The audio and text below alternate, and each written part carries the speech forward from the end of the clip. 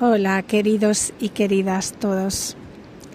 Estoy en la última etapa de este viaje, delante del mar, en un lugar cerca de Valparaíso. Es un lugar escondido, rodeado de flores, donde puedo observar el horizonte, el cielo, el mar, la tierra y los colores de estas preciosísimas flores, las gaviotas que atraviesan el cielo. Quería contarles cómo estoy viviendo estos últimos días. Ha sido todo muy mágico. La venida del Swami de Ama a Santiago, conocer a los devotos chilenos, la energía que se manifestó, el taller de Shiatsu en el Hotel Providencia, un grupo precioso de 10 personas, cómo se materializó. Pero antes yo creo que tengo que contarles algo de mi propia historia personal, porque estamos en un momento en la Tierra crucial, donde todas las estructuras sólidas que nos han sostenido hasta ahora se están derrumbando, no solo en la parte de la política, en la parte cada país, sino en la parte de cada persona. Hay una zona de nuestra vida que nos daba confianza, nos daba seguridad, que se ha caído o está a punto de caer. Es así para todos. Estaba hoy organizando el día para hacer este podcast y me entró el mensaje de alguien, de una mujer que me pedía consulta conmigo, me explicaba que estaba muy mal y me enseñaba su foto. Es una persona que yo conozco, de donde yo vivo, y estaba completamente calva. Por un momento yo pensé que era cáncer y la verdad que me asusté un poco, y luego me contó que no, que era el final de 3 años de maltrato de su marido y que había intentado quitarse la vida, que no había podido porque no es fácil quitarse la vida, y lo único que pudo hacer es raparse el pelo completamente y simplemente morir a la mujer que era, pensar que su marido había muerto. Más que morir ella, lo que ha comentado es que pensaba que su marido había muerto y que ella tenía que vivir con ese dolor tan grande que le hizo tomar pastillas, pero al final, gracias a Dios, no se quitó su propia vida. Y entonces he estado hablando con ella bastante, intercambiando audios, ¿no? Explicándole que dentro del camino espiritual hay un momento que el renunciante se rapa la cabeza, como la muerte del ego y el inicio de una nueva vida. Esta mujer me decía que de todo lo que yo le explicaba no entendía qué era el ego. El ego es el personaje, la personalidad, lo que hasta este momento hemos creído que somos, y que mientras todo va bien podemos identificarnos 100% con este personaje que es nuestro nombre, con nuestros apellidos, la historia de nuestra familia, la historia de nuestra vida, la cultura de nuestro país. Eso, mientras todo va bien, podemos actuar ahí, no pasa nada. Pero igual que en el caso de ella, cuando hay algo que ya, aunque has querido con todas tus fuerzas sostener, un matrimonio, la familia, un trabajo, una situación en un país, cualquier cosa que para nosotros es de vital importancia, y con todas nuestras fuerzas la intentamos sostener, pase lo que pase, contra viento y marea, pero no se sostiene.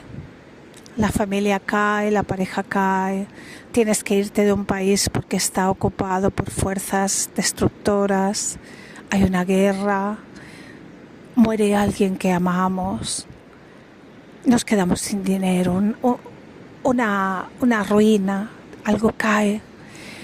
Y entonces, ¿qué hacemos? Es cuando todos esos pilares falsos, pero que hemos creído que éramos nosotros o verdaderos, se rompen en pedazos. ¿Y qué hacemos? ¿Qué podemos hacer?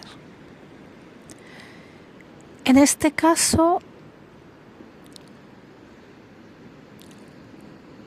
creemos que morimos, pero la mayoría de las veces no morimos. Muere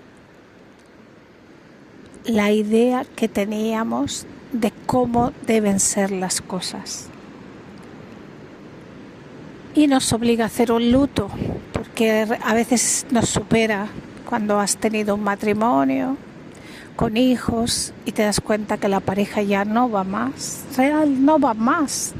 Has sostenido durante 20 años con muy buena voluntad, transitando por caminos inhóspitos, pero que has logrado mantener. Pero hay un momento que ya no puedes más, porque ya acabó.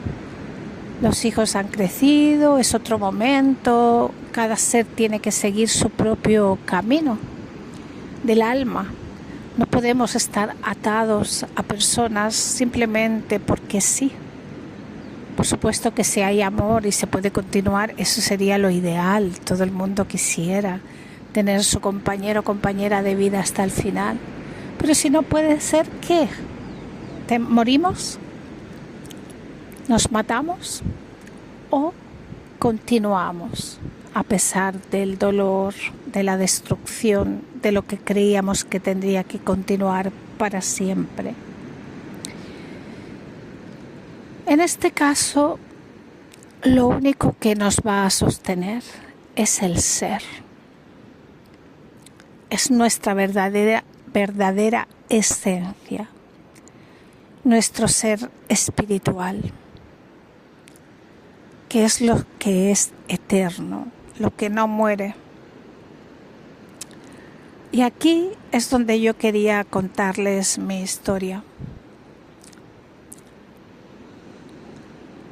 Digamos que mi familia, de mi padre, de mi madre, todos fueron personas trabajadoras y honradas. Buenas personas, humildes, que atravesaron una guerra civil en España, que sobrevivieron a una posguerra, que trabajaron para mantener a sus hijos, sus hijas, que los amaron como pudieron, que estuvieron ausentes porque tenían que trabajar en el campo, en la construcción. Las mujeres fueron amas de casa, madres, que con lo que habían cocinaban para dar de comer a sus hijos. Hay una parte de la familia que tenía casas, que eran educados, pero la guerra se llevó todo. Yo soy del año 70. Somos una generación de hijos de inmigrantes que dejaron sus tierras natales para ir a buscar un futuro mejor, que crecimos sin raíz porque no conocimos de dónde veníamos y tuvimos que desarrollarnos en un lugar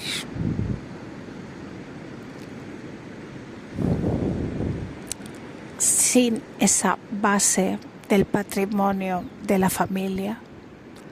Y ahí crecimos, estudiamos, trabajamos. El trabajo es sagrado, era lo único sagrado. Cuando yo era pequeña, lo único sagrado que había era el trabajo. Y así somos, trabajadores, trabajadoras,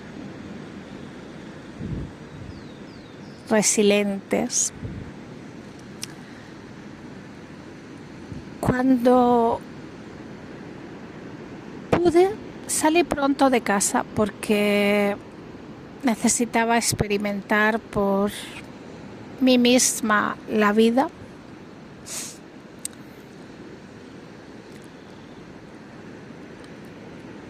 Hubo una infancia, yo diría que emocionalmente con mucha dificultad.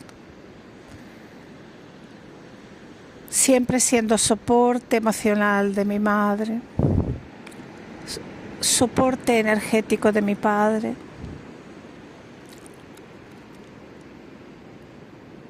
Intentando conciliar lo inconciliable.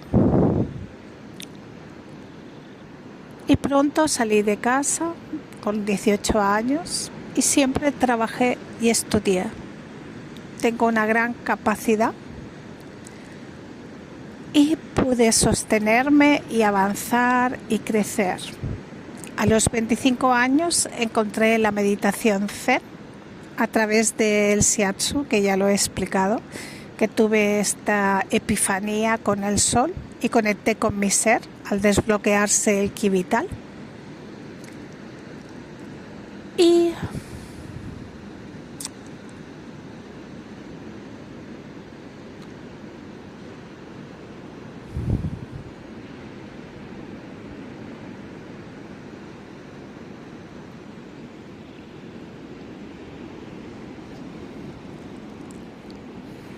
empecé a meditar. Una vez que empecé a meditar, como que todo se ordenó. El camino espiritual se ordenó. El camino espiritual se fue abriendo, más bien. La vida se fue ordenando. La vida es lo que se fue ordenando. Y en mi camino empezaron a aparecer personas de sabiduría. Tengo la gran suerte, es una gran suerte, de haber conectado con grandes conciencias, tanto de sabiduría, por ejemplo, Claudio Naranjo.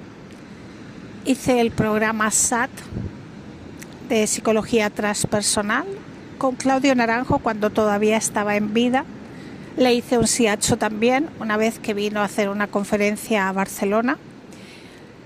Tuve como las últimas gotas de esencia de este gran sabio psicólogo, psiquiatra chileno,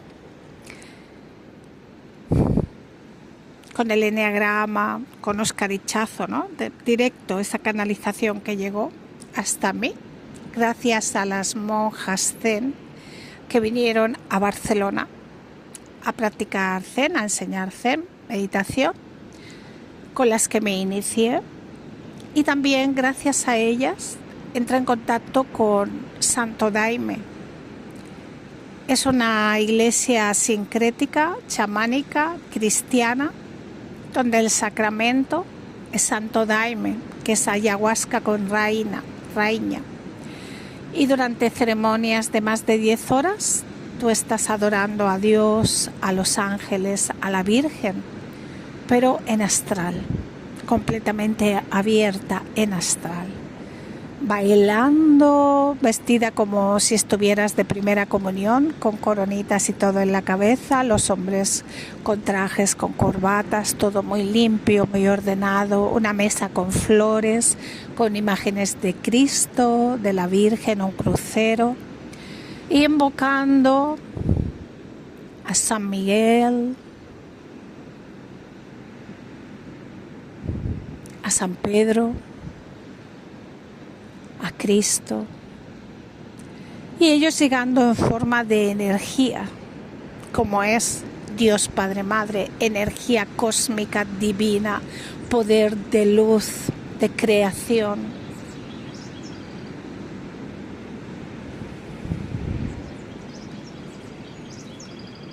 Y nosotros en la ceremonia purificando.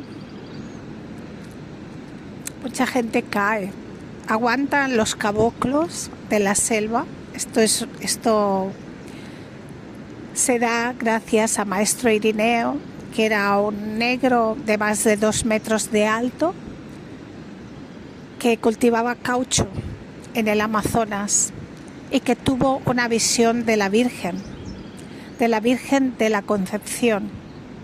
Se le apareció, él dice que se le apareció una señora bellísima encima de un disco lunar y que le explicó cómo mezclar la ayahuasca con la raíña para crear Santo Daime. Y él, trabajando, siguiendo las instrucciones de esta Virgen bellísima del astral que se le apareció, inició con la doctrina. Y ahí se juntaron Padrino, Sebastián, y junto con una comunidad de brasileños, hombres y mujeres, familias, fueron a un lugar en mitad de la selva, Mapia, y crearon una gran comunidad espiritual. Y trabajaron. Y se podía ver la bondad de la doctrina, porque donde llegaban, el lugar se limpiaba, los cacharros brillaban, las comunidades prosperaban, al punto de que el gobierno brasileño envió un equipo de científicos, militares, artistas, profesores a la selva para trabajar con Santo Daime. Y trabajaron también que muchos de estos seres, Alex Polari, por ejemplo, quedaron a vivir en las comunidades. Otros volvieron y el gobierno de Brasil legalizó la doctrina porque es verdadera. Es fuerte y verdadera. Pues gracias a estas monjas Zen, alguien tenía contacto con las montañas de Gerona, con la Garrocha, con un lugar que se llama San Miguel de Coma de Roura, que está en las montañas altas. Y estuvimos haciendo trabajos de Santo Daime. Todo esto llegó a mi vida justo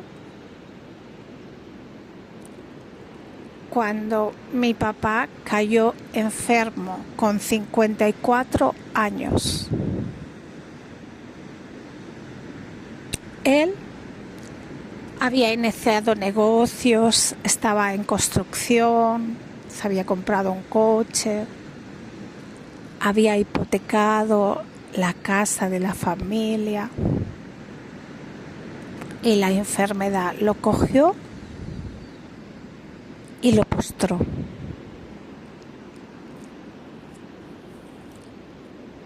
En ese mismo tiempo, mi abuelita Jacinta, la mamá de mi papá, se fue, partió,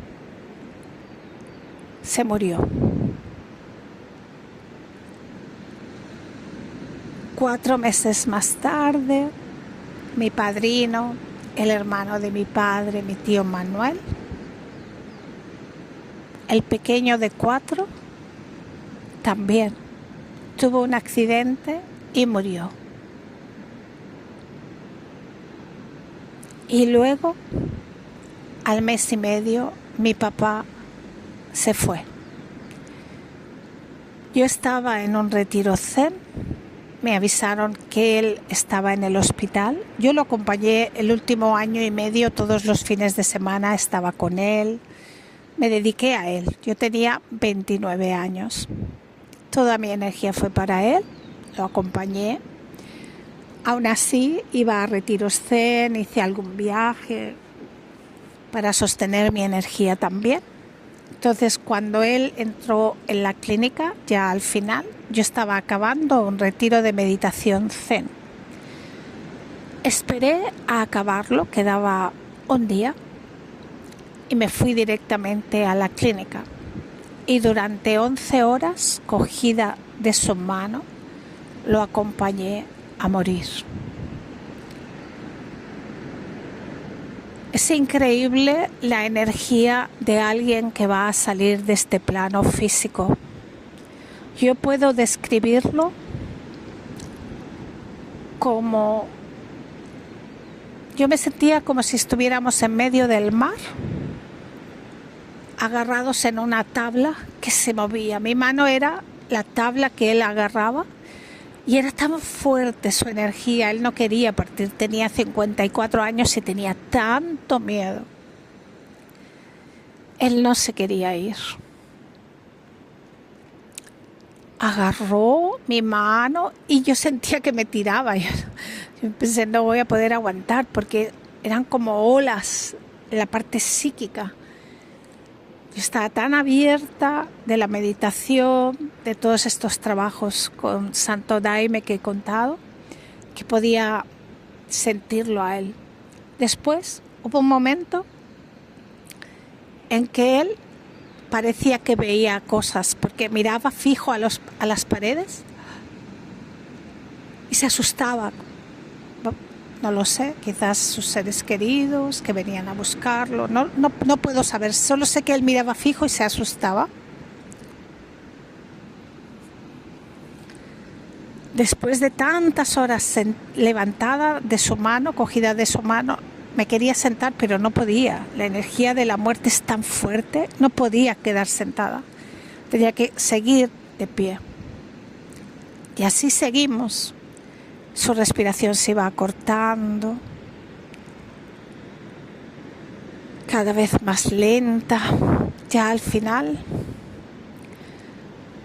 celebraba cada respiración que él tenía, me miraba, yo lo miraba, hasta que yo sentí internamente que lo acompañé a un lugar donde ya yo no podía seguir.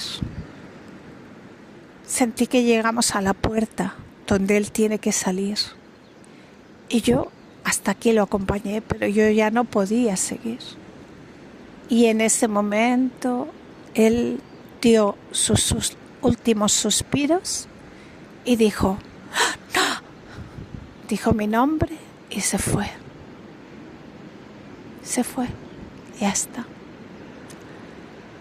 54 años. Sentí que era el amor de mi vida, ¿no? También, que me lo había acompañado hasta el final, mi padre querido. Y se fue, se acabó. Tanto que sufrimos, tantas cosas emocionales, tanto. Y se acabó, se fue. Después de eso, cuando vuelves a la vida normal, vi como el piso de mis abuelos, que había sido mi infancia, donde yo me había sentido feliz, se vendió, eso desapareció. Yo fui al banco a decir que mi papá había fallecido. Y me encontré en una situación bastante compleja, porque él antes de irse había hecho todos estos negocios y también compró un piso que puso a mi nombre, una hipoteca, hipotecando otro piso, el de la familia, que es donde él se fue a vivir al final, porque ya era así, era justo encima de donde vivían mis abuelos. Y resulta que la deuda estaba a mi nombre. Para mí eso fue un shock tremendo, porque después de todo lo que había pasado, encontrar que no solo se habían muerto todos, toda la familia de mi padre, incluida mi padre, sino que además yo quedé con una deuda económica.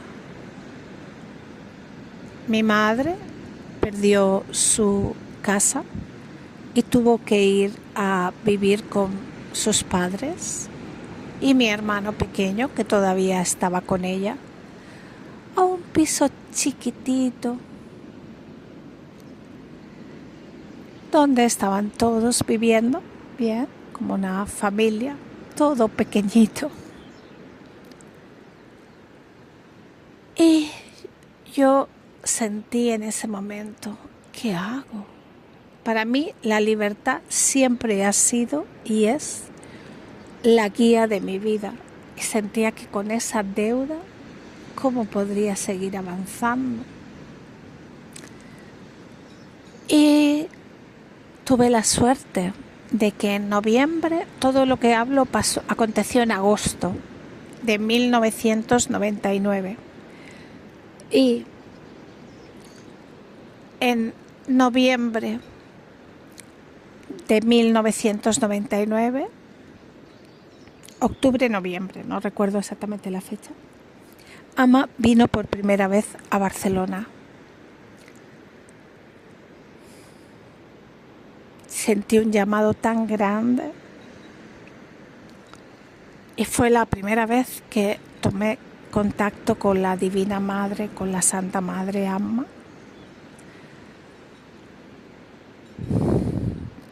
Hubo una serie de sincronicidades increíbles,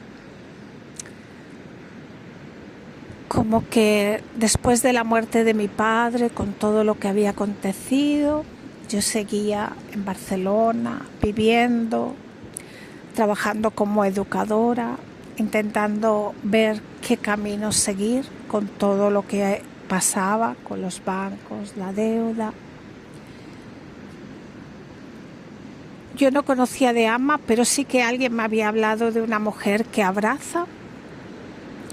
Y entré en una librería que las personas que conozcan Barcelona, que estaba en la calle Princesa, era toda de religiones antiguas, toda llena de libros. Lo llevaba un señor que se llamaba José, sabio, sabía de todo, místico. Y yo entré en esa librería, que para mí era un refugio, fui directa a un instante y encontré una biografía de una mujer india sonriendo, joven, que ponía la madre del néctar de la felicidad, Mata Amrita Ananda Mayi. Compré esta biografía, me fui a mi casa que estaba en el Borne, en un 5º piso, con su terraza, estaba leyéndola y temblaba. Yo pensaba, voy a ir a India a conocer a esta santa. Y al mes y medio ella venía a Barcelona.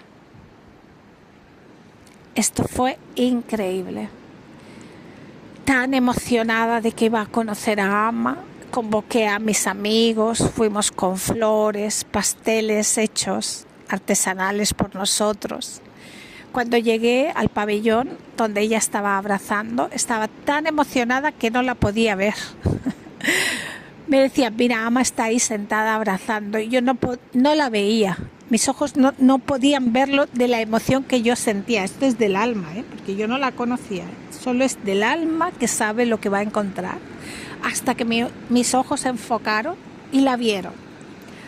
Amma tenía entonces 50 años, estaba bellísima, su cuerpo joven, con un campo áurico inmenso, abrazando en un sofá, era como un sofá, colas de gente. En aquel momento todavía las personas para abrazar a Amma se arrodillaban, que eso en Occidente luego ha cambiado.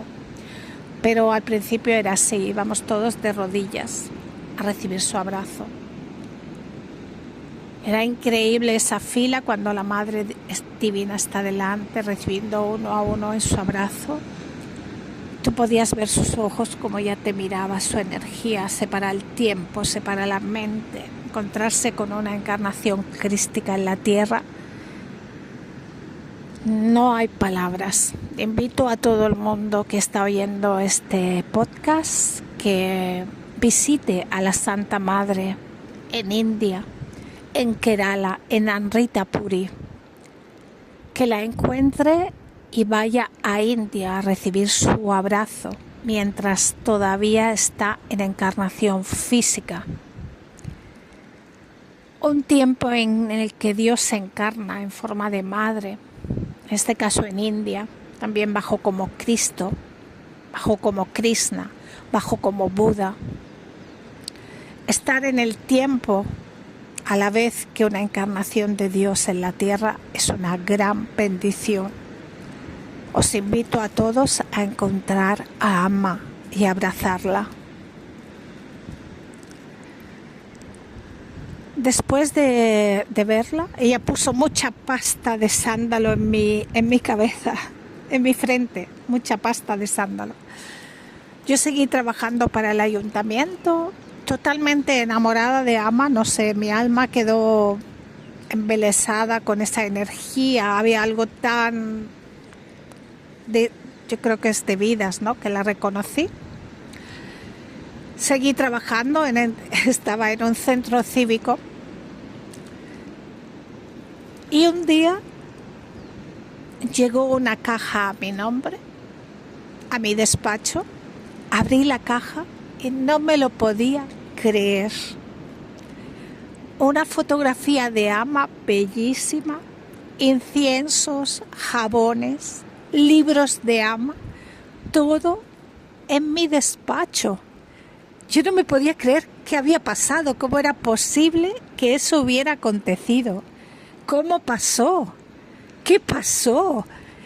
Una alegría tan grande, es que no lo podéis ni imaginar. Yo creo que hice hasta postraciones o algo delante de la fotografía porque era increíble. Luego me contaron que cuando Amma llegó a Barcelona, antes de que Amma llegara, los swamis o representantes de la organización fueron al ayuntamiento a llevar libros, inciensos, jabones, fotos de Amma. Y alguien del ayuntamiento que me conocía lo envió para mí. Después, me imagino que lo recibieron, pero a lo mejor no hicieron caso o no les pareció como tan interesante. Y alguien, a través del correo interno del Ayuntamiento de Barcelona, hizo que llegara para mí, donde yo trabajaba de educadora social en el centro cívico, y eso aconteció. No puedes imaginar la alegría y el milagro y la sorpresa cuando tú estás trabajando y aparece tu maestra encima de la mesa en diferentes formatos. Después de esto, en diciembre dejé el trabajo y decidí hacer un proceso que se llama Vivir de Prana, que era un proceso canalizado por Jasmudin, una australiana, que hablaba de cómo modificar tu ADN para conectarlo a la luz. Y se hacía a través de un método que era la primera semana sin comer y sin beber, y a partir de la primera semana, 7 días, ya puedes beber agua con un poquito de limón, cayena, hasta 21 días. Ese libro llegó a mi mano y yo sabía que algunas de las mujeres de la iglesia de Santo Daime, de Cataluña, de San Miguel, lo habían hecho. Entonces decidí hacerlo porque con tantas cosas que habían caído encima de mí, necesitaba no comer, necesitaba totalmente vivir de la luz, así de claro. Gracias a Dios, San Miguel es un lugar increíble, alto, muy verde, de naturaleza. La Pilar, que es una mujer ahora reconocida, la abuela Pilar, sé que está dando seminarios de espiritualidad en Casa Ámbar, la Fundación Casa Ámbar, donde yo también trabajé. Saludos para todos. Ella cuidó de que yo me alojara en esa casa de pastor.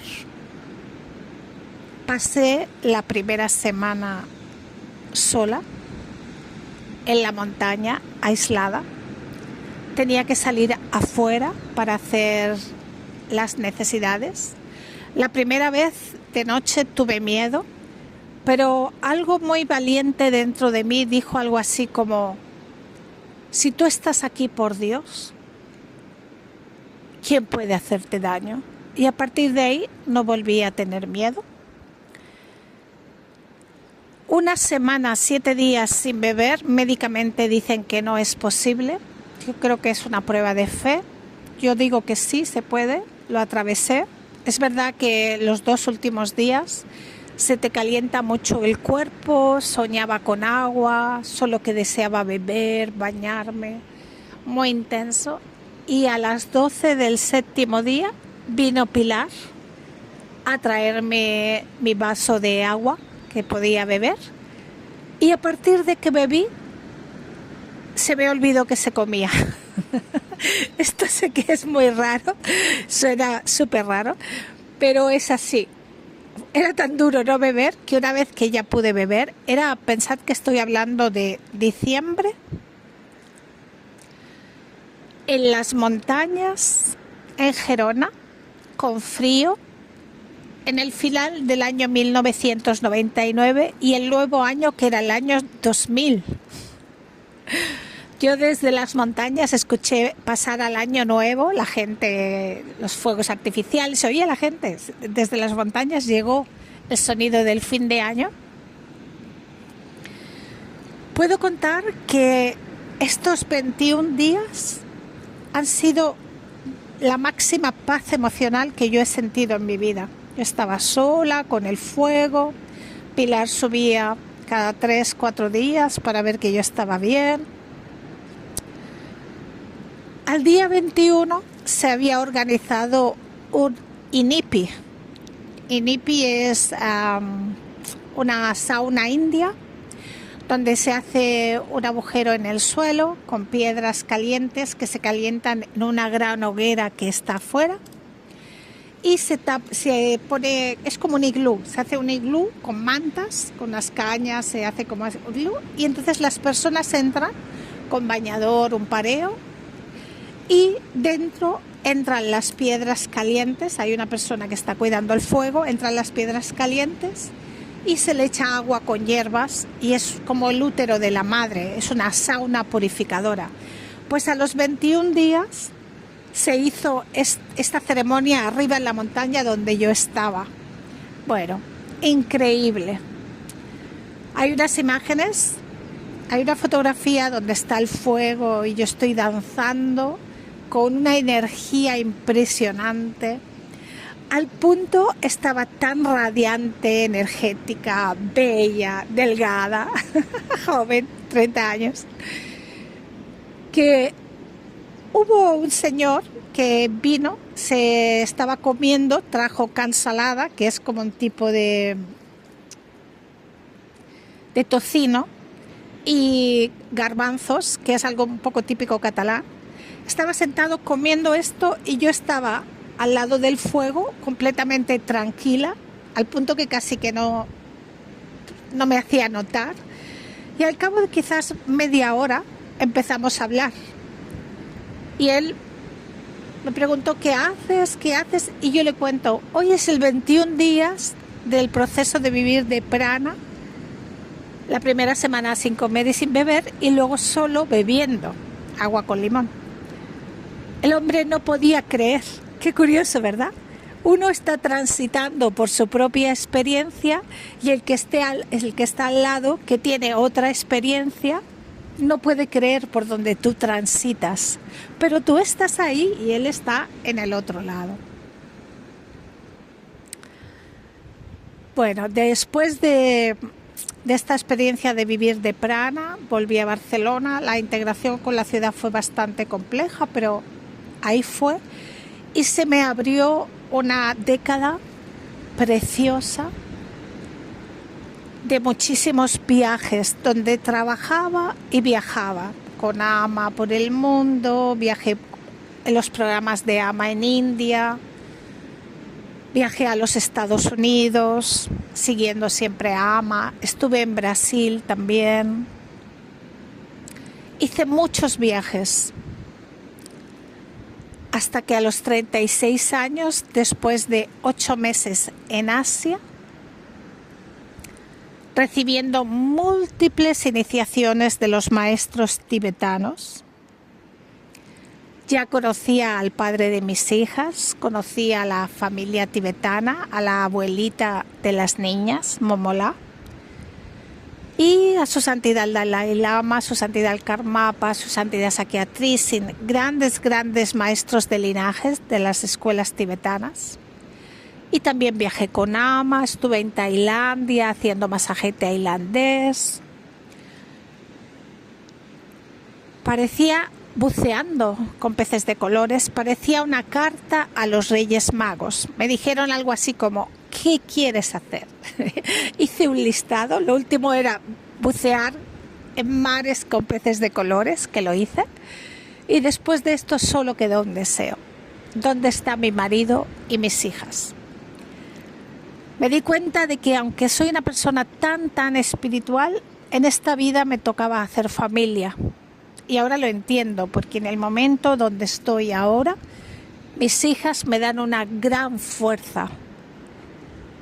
Porque quizás el amor de los hijos es permanente, es algo que está ahí, de principio a fin. Os cuento todo esto, que realmente es un relato muy íntimo y muy personal, porque a veces hemos atravesado por lugares tan increíblemente complejos. También la parte económica se saldó de una manera u otra. Mi madre perdió su casa, es verdad, pero de alguna manera logramos vender el piso que estaba a mi nombre y la deuda que quedó de una manera u otra se pagó. Pude liberarme de esa deuda kármica y por lo menos empezar desde cero.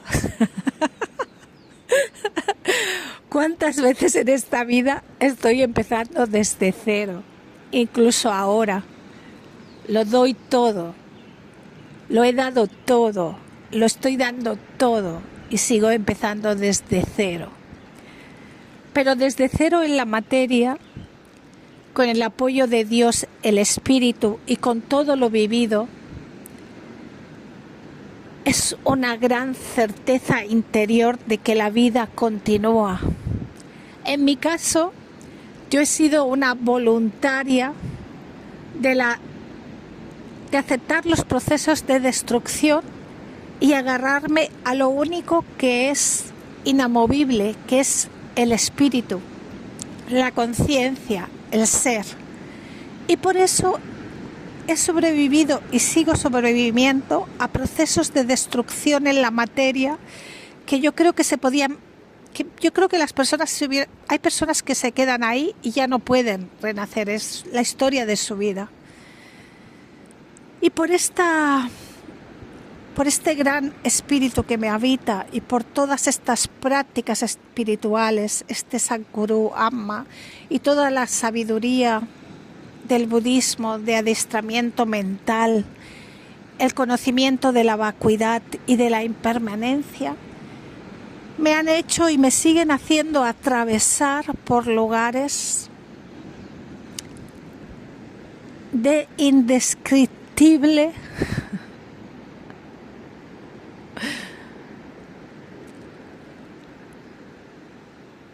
fragilidad, transformación, destrucción, renacimiento, creación,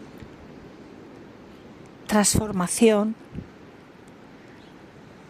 Aquí me tenéis, soy el ejemplo vivo de que podemos vivir y renacer en esta misma vida, pero siempre a través del ser, de la conciencia.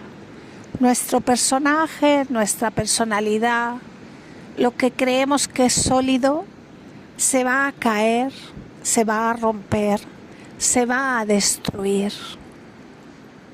Pero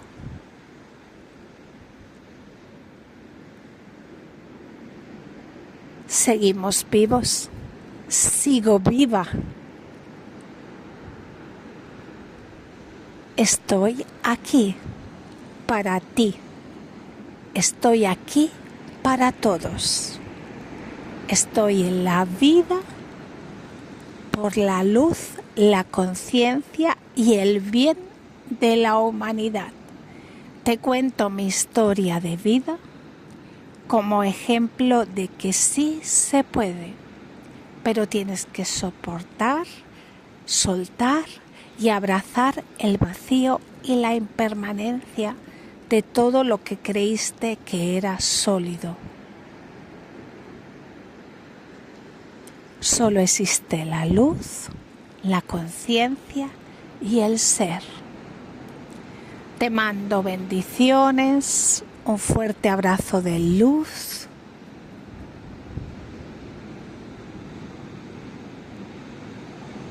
Y mi testimonio de vida. Que Dios te bendiga siempre. Puedes contactar conmigo cuando quieras. Un fuerte abrazo.